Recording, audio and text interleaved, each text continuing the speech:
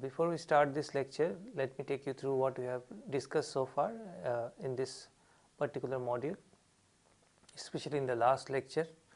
What we have been discussing is that we are trying to see in situations of elections where the candidates are fighting with each other to get elected, what could be the choice of agenda of the candidates, how the voters will vote, who will win in equilibrium, and to understand these questions and to give the answer to these questions, we are basically applying this framework of game theory and in particular Nash equilibrium.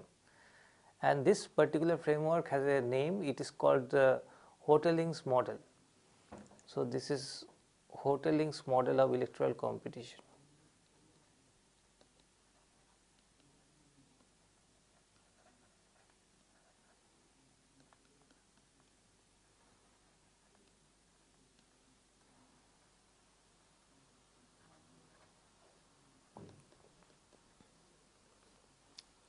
And what we have discussed so far is that there are, to make it simple, there are two candidates who are trying to win in the election, and there is a continuum of voters. Each voter has a favorite position in the sense that each voter has a particular policy which he or she will like to see implemented. What the candidates want is that they just want to win, and there can be three kind of situations. One is the candidate is winning outrightly. Second is that he is not winning outrightly, he is having a tie with the other candidate in the first position. So this is the second preferred option for a candidate. This is not the best option to happen to a candidate. And the third alternative, which is the worst alternative for a candidate, is that he loses. So that is the worst thing that can happen, and this is the preference ordering. You win outrightly, that is the best. Second is that you are in the first position but you are having a tie, and third is that you lose. And as I said, that every voter has a favorite position, and these favorite positions are distributed in a continuous manner over this line. So every number in this line will represent the favorite position of at least one voter, and M is the median of all these numbers. Now, since it is a game between the candidates, so each candidate will announce some policy and try to get as much vote as possible. If he gets more than half of the votes, he wins. And based on that, we have seen that we can construct the best response functions for the candidates. This is the best response function of, suppose, player 1. We have seen that this can be represented as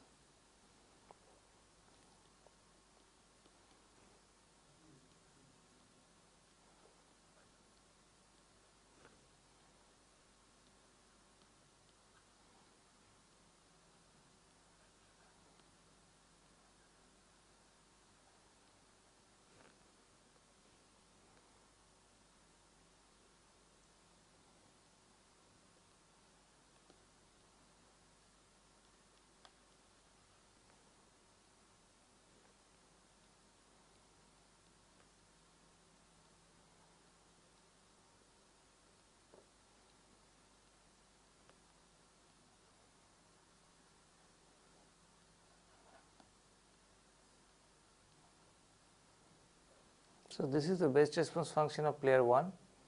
Basically what is happening is that if player 2 announces something here to the left of M, player 1 has to then, if player 1 wants to win, has to announce something here on this range, because if he announces something in this range less than x2, so this is x2, then all these votes will go to x2, and which is greater than half because M is here. So to win, player 1 must announce something more than x2, but merely announcing more than x2 will not do. if player 2 announces something here, player 1 announces something here suppose, then a middle point between x1 and x2 is falling in this case here to the right of m, which means all these votes will go to player 2, and since this point is to the right of m, player 2 will get more than half of the votes and player 2 will win. So, for player 1 to win, player 1 should ensure that x1 plus x2 divided by 2 is less than m, and from that we get this condition that x1 should be less than 2m minus x2. So, if this is m, this is 2m minus x2, x1 should be less than that and greater than x2. So, x1 should be in this range, and in only that case player 1 will win. If player 2 is announcing a position just equal to m, then in no circumstance can player 1 win this election, because if he announces something to the left, he is getting these votes less than half. If he is announcing something here, he is getting these votes again less than half. So, by announcing something other than m, he will of course lose. So, if player 1 announces m in this case, then he can at least tie with player 2, and that is the best thing that he can do in these circumstances. So, that is why if player 2 is announcing m, player 1 is also announcing m. And the third situation is like the first situation. Here x2 is greater than m, then like before x1 should fall in this range, and this point is given by twice m minus x2. If player 1 announces something here, then he will lose. If he announces something here, again he will lose. So, he will announce something in this range. That is why we have got this condition. So, this is the best response function of player 1. Similarly, we can find out the best response function of player 2, which we can write as follows.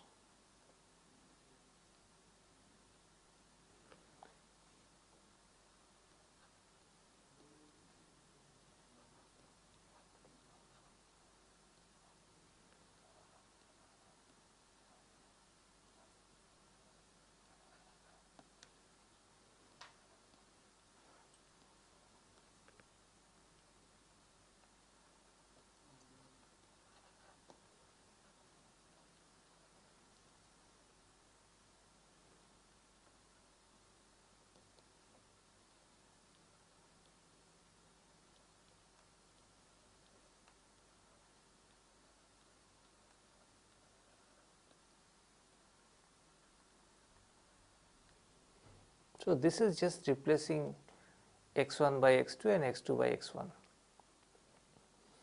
And now the next task is that we try to plot these two best response functions and try to see what is the point of intersection or points of intersection, and those point or points will be the points of Nash equilibrium.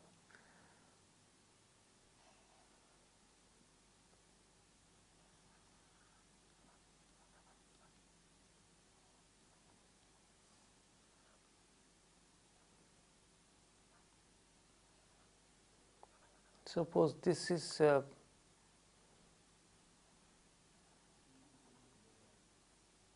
x1 axis and x2 axis, and we want to plot this best response functions. First is this, that x2 is less than m, then what we are having here is that x1 should be greater than x2. x2 is less than m, so we are talking about this range. Suppose this is the point mm, this is the point 2m to m. What we are having is that x1 should be greater than x2. So, I can imagine this line, which is the 45-degree line, x1 should be greater than x2 means we are taking points to the right of this line. Do I take all the points all the way to infinity? The answer is no. x1 should be less than 2m minus x2, this. So, I need to plot this line 2m minus x2. How will this look like? This is a straight line with a vertical intercept of 2m. So, it will start from here and a slope of minus 1. So, this line will go through these 3 points. So, this is the line x1 is equal to 2m minus x2. x1 should be less than 2m minus x2 in this case. So, I cannot take points on this line, but I have to take points to the left of this line. So, this is the best response function in this case, that x2 is less than m. If m is x2 is equal to m, I have got x1 is equal to m. So, I pick up this point is on the best response function, and if x2 is greater than m, this is the case, then x1 should be less than x2,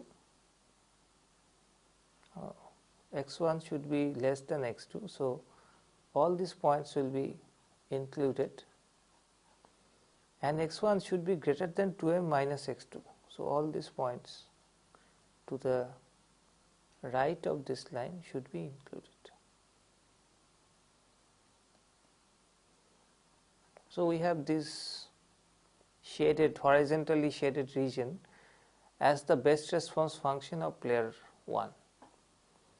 Similarly, I can show that if x1 is less than m, I have got x2 should be greater than x1. So, all these points will be included, and x2 should be less than 2m minus x1. So, all these points will be included, and similarly the last part will be depicted by this shaded region. And if x1 is equal to m, x2 is equal to m. So, again we are picking up this same point in between. So, what is the crux of the story? The crux of the story is that we are having this shaded region, both kind of shades, as the best response function of these two players. Horizontal shades represent the best response function of player 1, vertical shades represent the best response function of player 2, and they are not having any intersection point except for this central point. So, this is the only Nash equilibrium.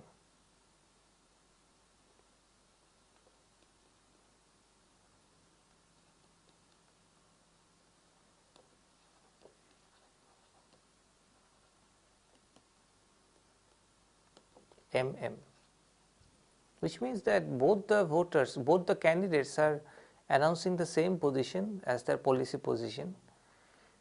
If they announce the same policy position, then obviously the voters will be equally divided between these two candidates, which means no one is winning outrightly, it is a tie. At the same time, no one is losing either. So, this is the Nash equilibrium situation here, the only Nash equilibrium. When Hotelling, the economist Hotelling, proposed this model, he was basically analyzing the US political map, and his conclusion was that in US, obviously, as you know, there are two major parties, the Republicans and the Democrats, and there are other small parties, but they are not very significant. So, the fact that we have two important parties, that is reflected in this model also. There are two parties, and the conclusion of this model is that they are going to announce the same policy. Now, in real life, of course, the Democrats and the Republicans do not announce identical same policy positions, but as many political observers feel that their political positions or their announcements of what they will do after elected to the office are not radically different from each other. Maybe there will be some differences, minor differences, but most of them, most of these two parties announce positions which are largely similar and which is reflected by this MM. So, that is how the economic model or game theoretic model is having a real life counterpart. This fact that we are having a Nash equilibrium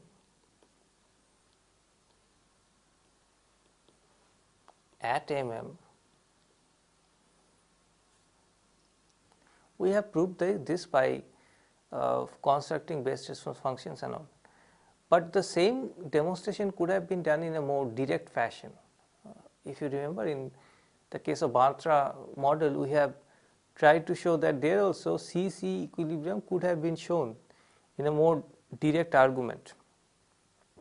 Here what one can do is that first show MM is a Nash equilibrium, not the, is a Nash equilibrium, and second step will be to show no other Nash equilibrium exists. So, both of them together will mean that MM is the only unique Nash equilibrium. The first part is not difficult to prove. We have given the argument already. If I chooses M, J cannot choose Xj not equal to M and be better off.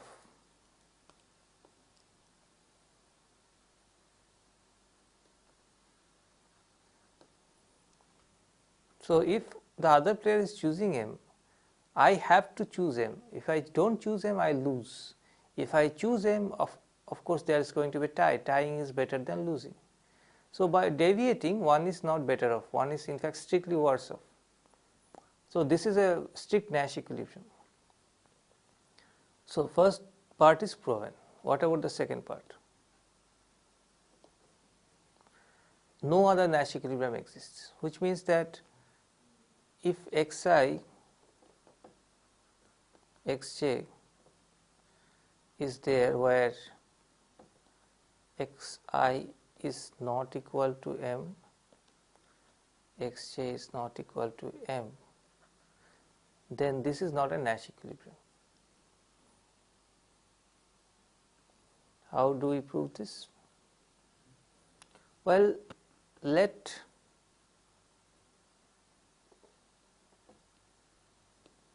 Xi is not equal to Xj. There can be two possibilities. One is Xi is not equal to Xj, and the second is that Xi is equal to Xj. These two exhaust all possibilities. Now, if Xi is not equal to Xj, and it so happens that suppose there is a possibility here that one of them, let us say I, is losing, and the second is that nobody is losing, which means this is a tie. We have to consider these cases and we have to show that none of these cases can be a Nash equilibrium. If none of these cases can be a Nash equilibrium, obviously we have exhausted all possible cases. So, the only Nash equilibrium that remains is that Xi is equal to Xj is equal to M, that is the only Nash equilibrium. Now, if Xi is not equal to Xj and one of them loses, can that be a Nash equilibrium? The answer is no. And the reason is that I who is losing will then be deviating and be better off. For example, he can at least announce M. If he announces M, then either he is going to have a tie, because if xj is also is equal to M, then there is going to be a tie. Or he can outrightly win, because if xj is not equal to M, then I by announcing M is going to win the election. So, both of these possibilities are better than losing. So, there is profitable deviation. And there is a tie. How can there be a tie if xi is not equal to xj?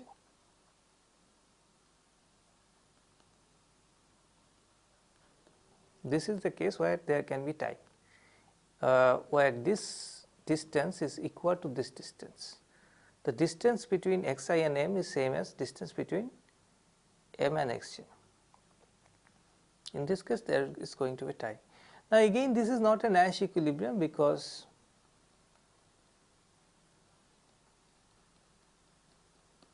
either of the candidates can choose to announce M and win outrightly. Each of them can have a better option of announcing M. If any candidate announces M, he is winning outrightly, which is better than tying. So, again deviation is profitable. So, this is not a Nash equilibrium.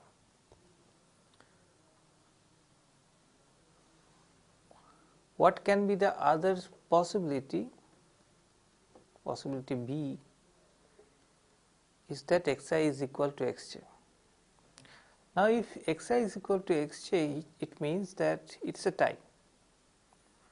Both the players are announcing the same position, so it is a tie.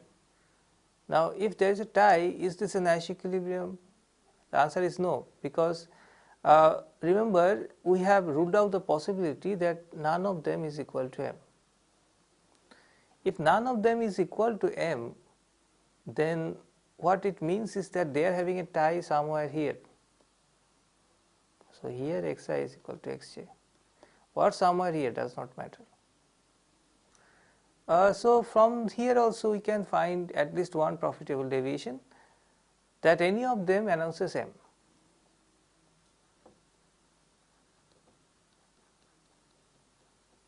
Suppose xi, instead of xi, I announces M, then he will win outrightly. So, we have exhausted all these possibilities and we have seen that none of them is a Nash equilibrium. So, the only Nash equilibrium we are left with is the MM Nash equilibrium. So, it is a unique Nash equilibrium. Let us now look at some other properties of this Hotelling's model. One assumption of this model is that the preference of the voters was symmetric. Now, this is a particular assumption, but it may not be very realistic. It may happen that a voter may dislike the candidate to his left more than the candidate to his right. So, he can have a stronger dislike for leftists than for rightists, and vice versa. And we are going to show that that is not going to change the conclusion of the model. So, this is the exercise. Voters' preferences are asymmetric.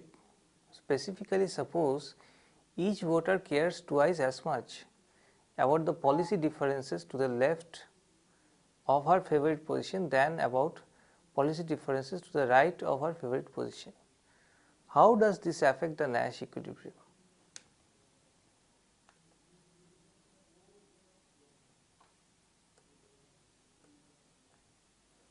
So, here the story is the following. Suppose there are these two candidates and they are announcing x1 star and x2 star, and we know these voters will vote for him and these voters will vote for him. What happens of the voters in between? Suppose I take the middle voter, this is x1 star plus x2 star divided by 2. In the assumption so far with the symmetric preference, this voter was indifferent. He could either vote for this person or this person. Now with this new assumption, he will not be indifferent. What is being said is that if this fellow is having the same distance as this fellow, x1 star is having the same distance as x2 star, his dislike for x1 star will be twice as the dislike for x2 star, which means that this person is going to definitely vote for x2 star. So if I have to find out which voter will be indifferent between x1 star and x2 star, how can I find that person out? This will be given by a person here. Suppose this is x1 star divided by 3. So I am dividing up this difference between x1 star and x2 star into 3 equal parts. After this first part, I am getting this point, x1 star plus twice x2 star divided by 2. Now for this person, the distance between this person and x1 star is half of the distance between his position and x2 star. And since for equal distance the dislike is twice for the leftist candidate than to the rightist candidate, here since the differences are twice for the rightist candidate, his dislike for x1 star and x2 star will be the same, which means that all these voters will vote now for him and all these voters will now vote for him. So this is the difference that we have in the setup. And question is, does this affect the Nash equilibrium? Remember, the Nash equilibrium in the previous model was MM.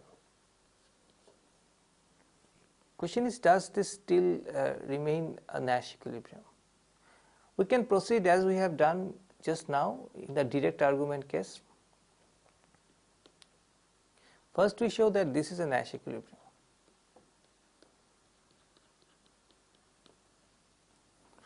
And the procedure is very simple.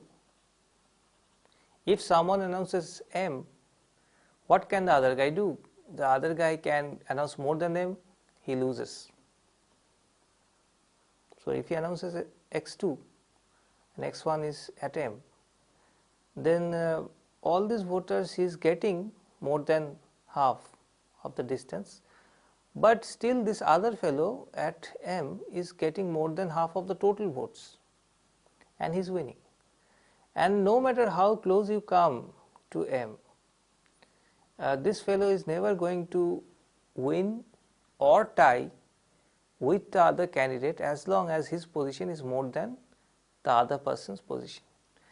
Similar argument can be made for any position to the left of M. So the argument that was offered before, that if the other person is offering M, announcing M, any candidate cannot do any better but to announce M, still holds, which means that this remains a Nash equilibrium.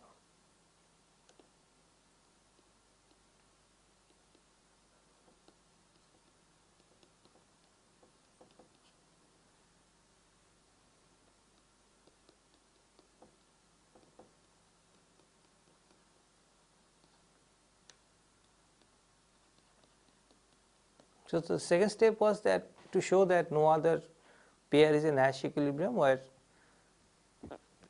xi is not equal to M or xj is not equal to M. Here also the argument will be roughly the similar. They can be different or they can be same. If they are different, then any of the candidates who is losing, suppose a candidate is losing, can do better by announcing M. Either he will tie or he will win.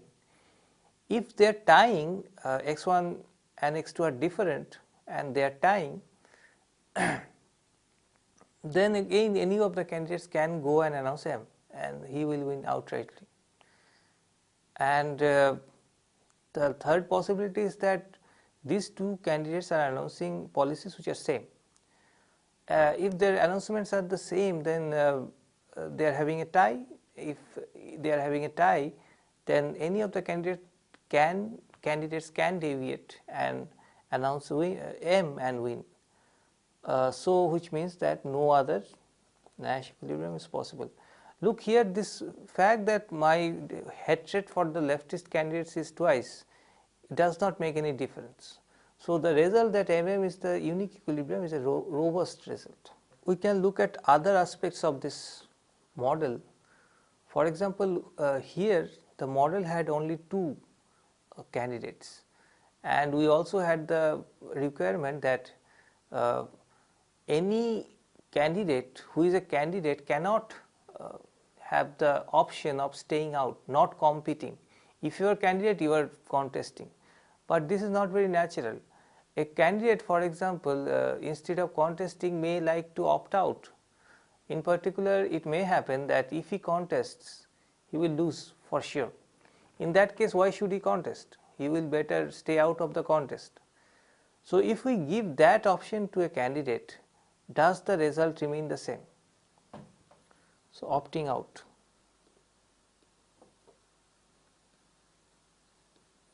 That is not contesting.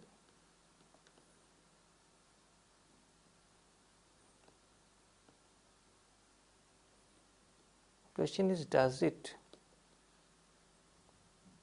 change the result? And the answer to that question is again no. The result that we had MM as the unique equilibrium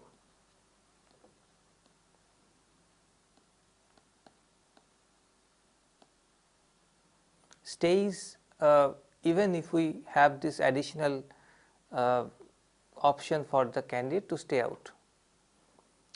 The proof is the following. The fact that someone is not contesting can change the result by two ways. It can happen that in equilibrium one candidate is contesting, the other candidate is not contesting, so he is opting out. Or it can happen that both the candidates are not contesting the election. That can also make a difference, because that is something which we did not consider before. Question is, one candidate opting out or not contesting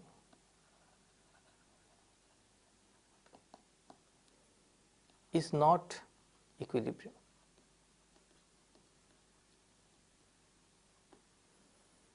Why we are saying that one candidate not contesting not equilibrium? The reason is that if I am not contesting, the other candidate is contesting, then the other candidate is winning. And what are my preferences? My preferences are the following. First, outright win. So this is very obvious, like before. Second is tying in first place with other candidates, maybe not outright win. Third is opting out. I am not contesting. And fourth is losing. Now, third is worse than second. If third is worse than second, then the candidate who is not contesting, he can do better by contesting and at least, for example, announce M. If he announces M, then either he wins or he ties, which both of them are better than opting out. So one candidate contesting, the other candidate not contesting cannot be an equilibrium. Can it happen that both candidates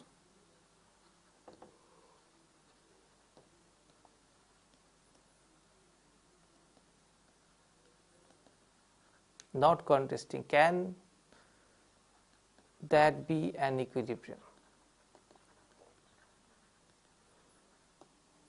And the answer is again no. If both the candidates are not contesting, that cannot be an equilibrium, because from the point of view of each candidate, opting out is worse than winning. So each of the candidates will think that better than opting out, I should enter the race and win outrightly. So again, that is not an equilibrium. So the only equilibrium that can happen is that both candidates are contesting, and if both the candidates contest, we are back to the old situation where both the candidates are contesting, and we know that the only equilibrium is this equilibrium. So the fact that a candidate has the option of staying out, not contesting, is not making any difference to the result. Let us now try to extend this model. Suppose we have 3 candidates. So instead of 2, then does the result still hold? So this is the exercise that we are interested in. So this is the exercise. Suppose there are 3 candidates and each candidate has the option of staying out of the race, which he regards as better than losing and worse than tying for the first place. This is something which we have already seen. Show that the game has no Nash equilibrium if less than 1/3 of the candidates' favorite positions are equal to the median favorite position.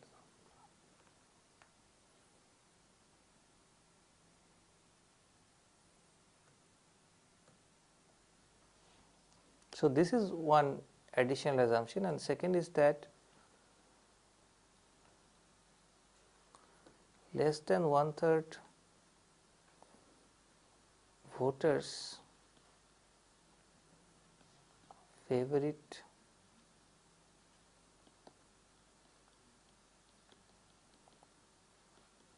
is equal to M. So how to prove that in this particular situation that there is no Nash equilibrium? But before we start to prove this, let us look at the significance of this assumption. Here is M, and less than 1/3 of the voters have their favorite position at M, which means that more than 2/3 voters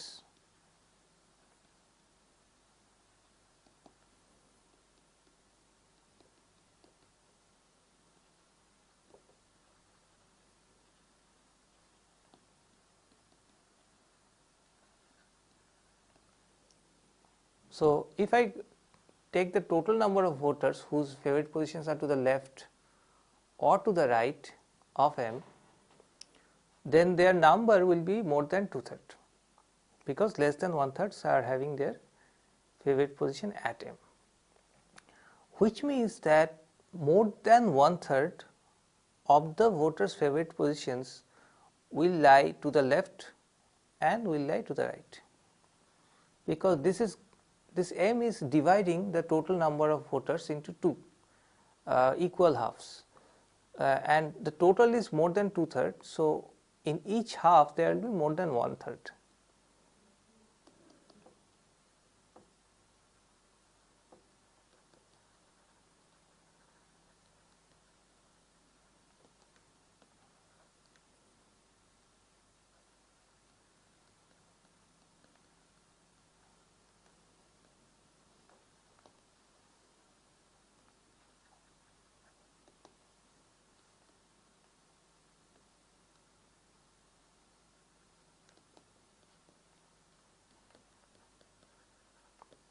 So this is something which we have to keep in mind. This is something which we are going to apply later. Now, how to prove this, that there is no Nash equilibrium in this case? What we are going to do is that we are going to do it step by step. Firstly, we prove that there is no Nash equilibrium in which none contests.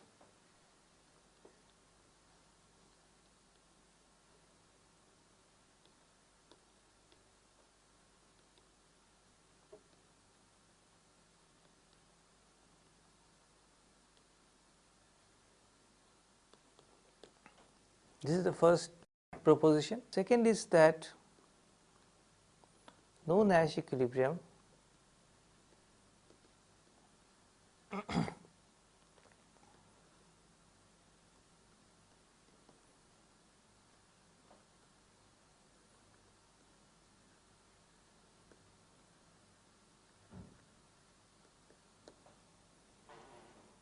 there cannot be a Nash equilibrium where only one candidate is contesting, the other two are staying out. Thirdly,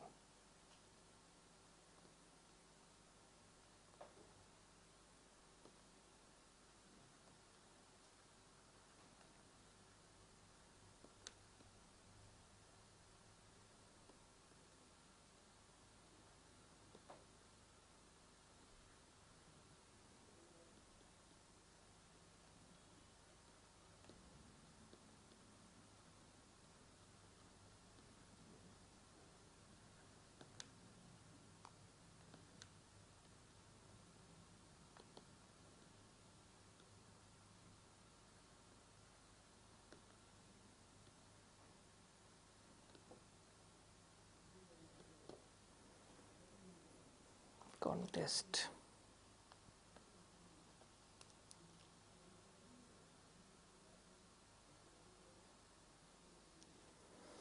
If more than one candidate contest, then there can be Nash equilibrium only if there is a tie between the candidates. So, what we are saying is that suppose there is a Nash equilibrium, in that Nash equilibrium more than one candidate has entered the race, then there can be such Nash equilibrium only if between the candidates who have entered the race there is a tie in the first place. Fourthly, we are going to propose that no Nash equilibrium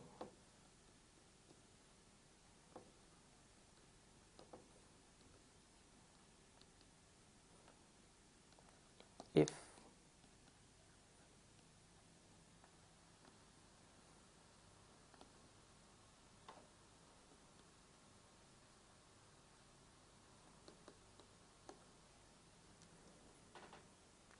if there are only two candidates who are contesting the elections, then that cannot be a Nash equilibrium.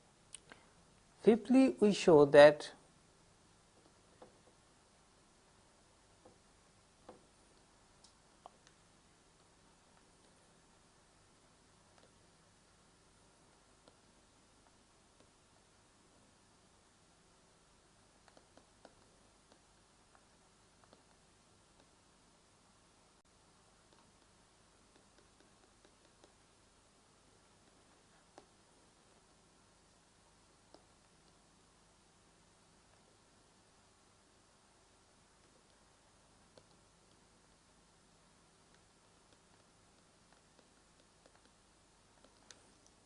if there are three candidates, all the three have entered the race, then there cannot be a Nash equilibrium in which they have chosen the same position.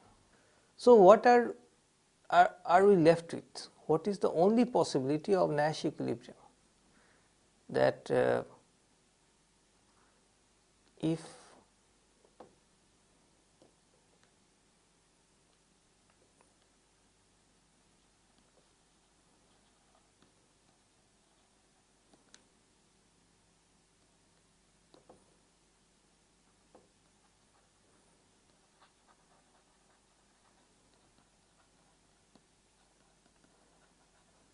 choose positions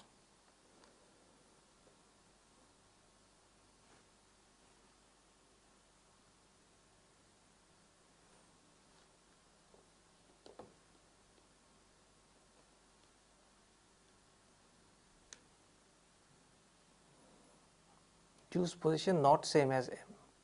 So, it means that not same. It means that is it possible that all the candidates are entering the race, they are choosing different positions, maybe two of them are same and one is different. Can that be a Nash equilibrium? We are going to show that if all the three candidates enter the race and choose position not same, then this is not Nash equilibrium.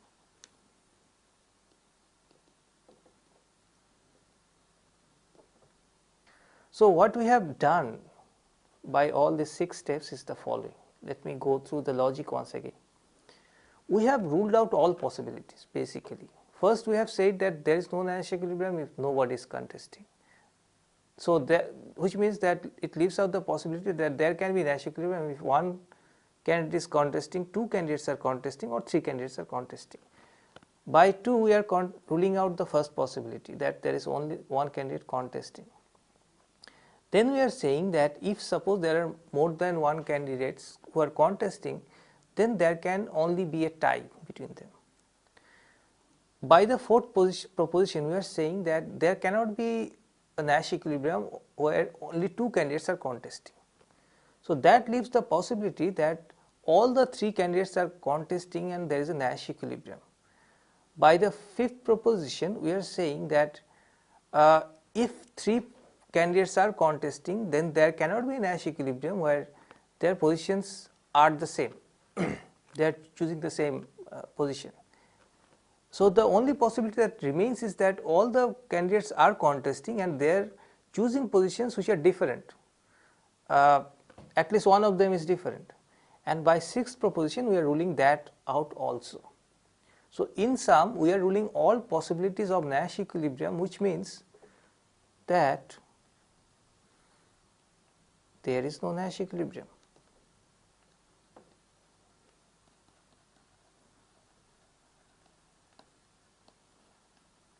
So, that was the proof. We shall stop here in this lecture. To finish, what we have done is that we have looked into different aspects of this Hotelling's game.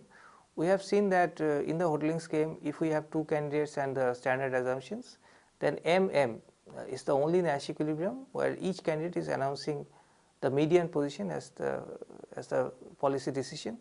We have seen that if we change the assumptions, like if we take into account the asymmetric preferences, or if we bring in the assumption of opting out by the candidates, then also the result holds. However, if we have 3 candidates and an additional assumption that less than 1/3 of the voters have their favorite position at M, then the result no longer holds. In that case, there will be no Nash equilibrium. We shall pick up the thread in the next class. Thank you. What is the equilibrium in the Hotelling's electoral competition game? The equilibrium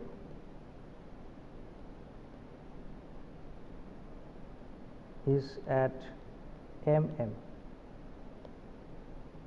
where M is the median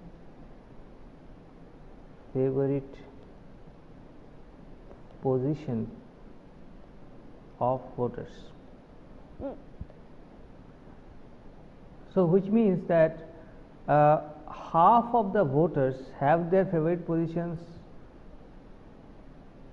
to the left of the median and half of the voters have their favorite position to the right of the median. Of course, there could be some overlap at median also.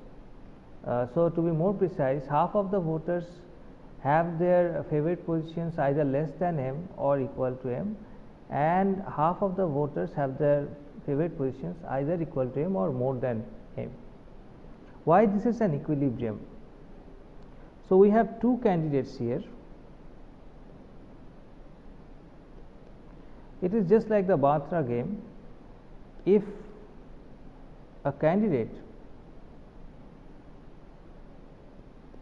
announces M as his policy, the other candidate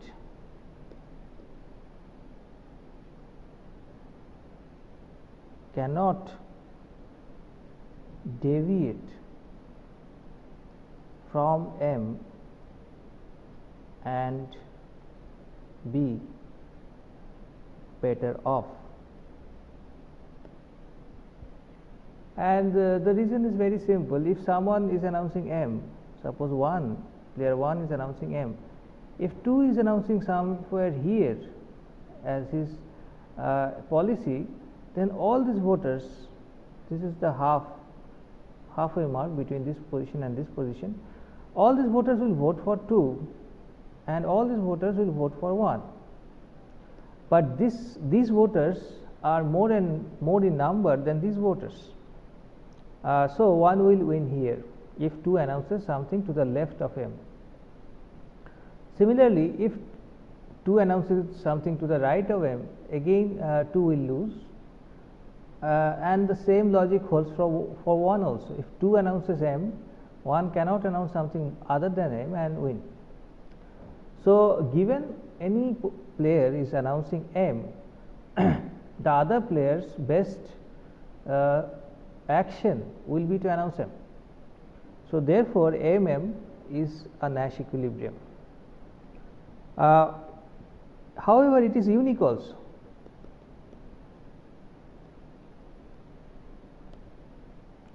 What is the reason why this is an unique? Suppose we take any pair.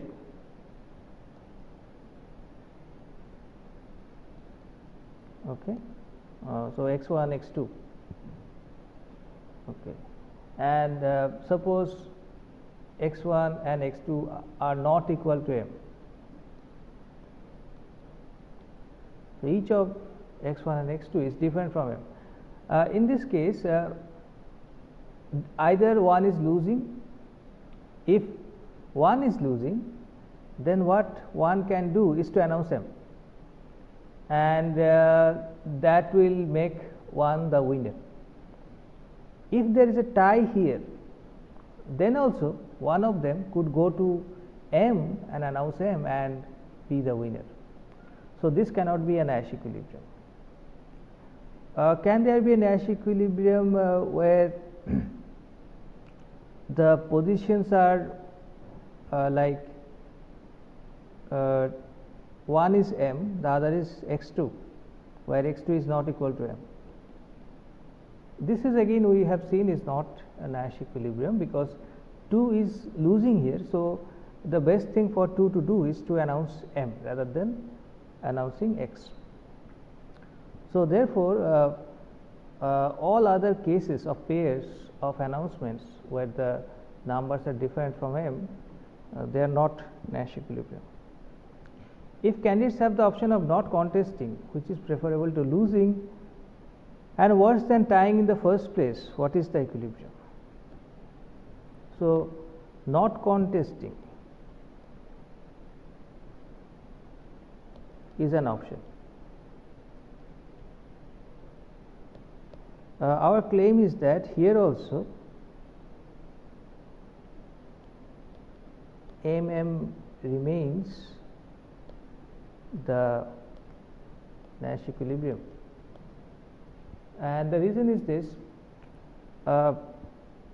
what not contesting, when not contesting can make a difference.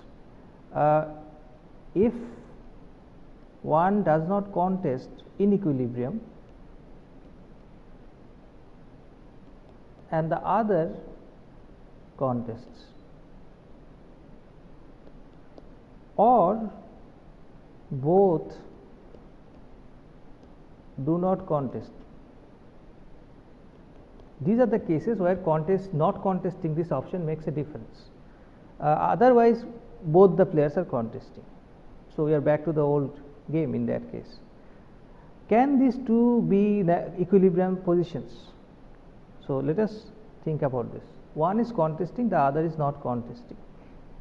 If the player who is not contesting sees the game, then he knows that the other player contests, and if there is a single player who contests, then the other player wins. So it is better for this player to contest and maybe announce the same position as the first player. Then there will be a tie, which is better than not contesting. Both do not contest, again cannot be an equilibrium, because any one of them can contest and win the election outrightly, which is worse than not contesting. So these are not equilibrium. So therefore, not contesting, this option does not make any difference. Thank you.